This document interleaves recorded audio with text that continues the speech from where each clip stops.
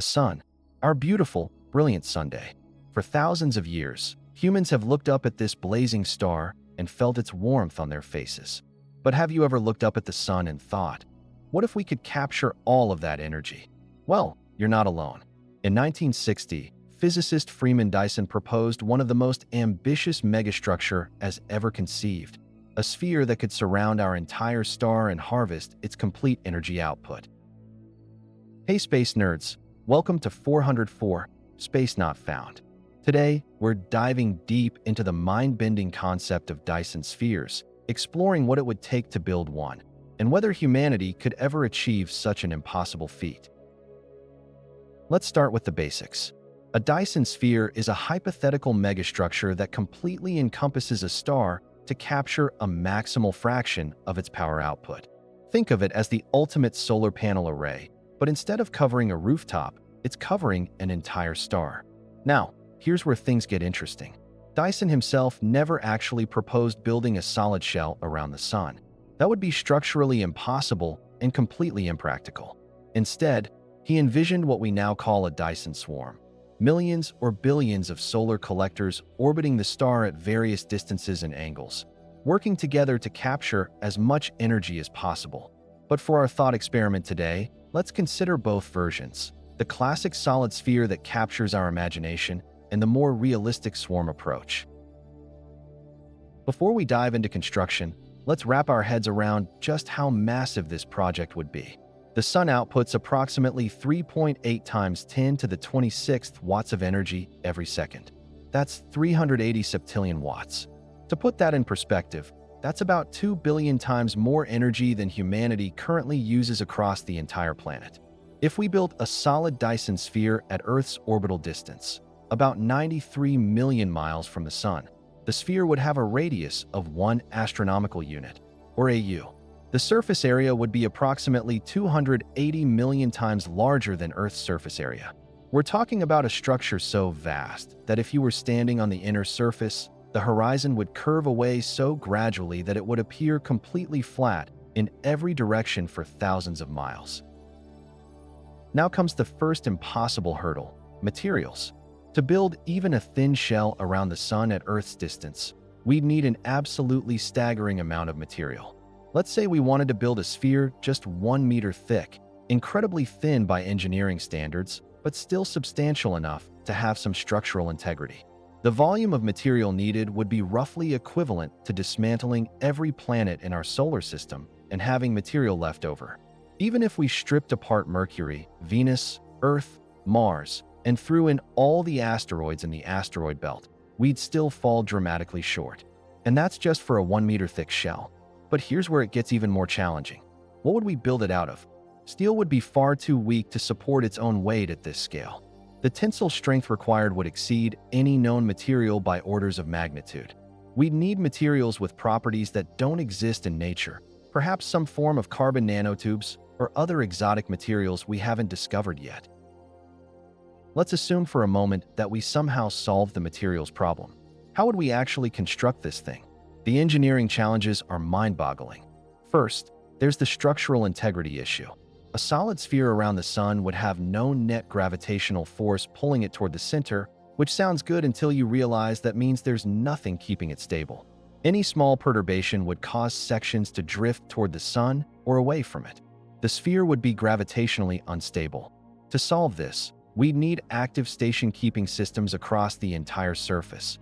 Millions of thrusters constantly adjusting the sphere's position. The energy requirements for this alone might offset much of the energy we're trying to collect. Then there's the thermal management problem. Even if we're collecting the sun's energy, the sphere itself would heat up tremendously.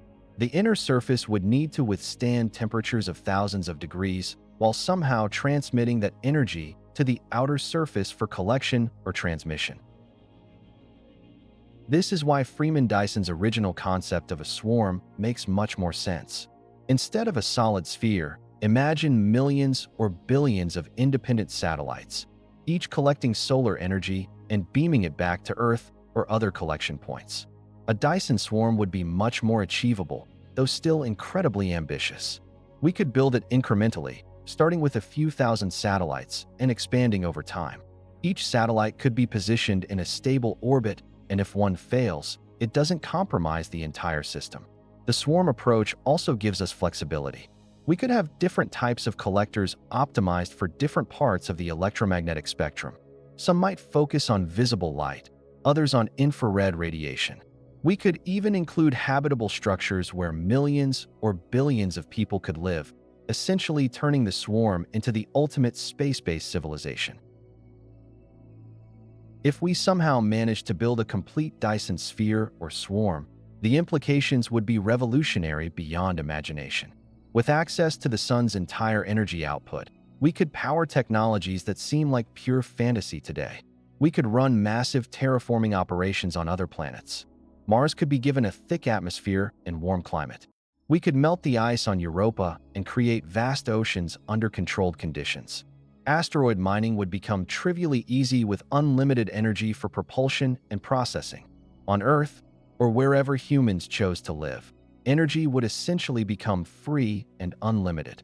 We could power massive desalination plants, turn deserts into gardens, and run any industrial process without concern for energy costs.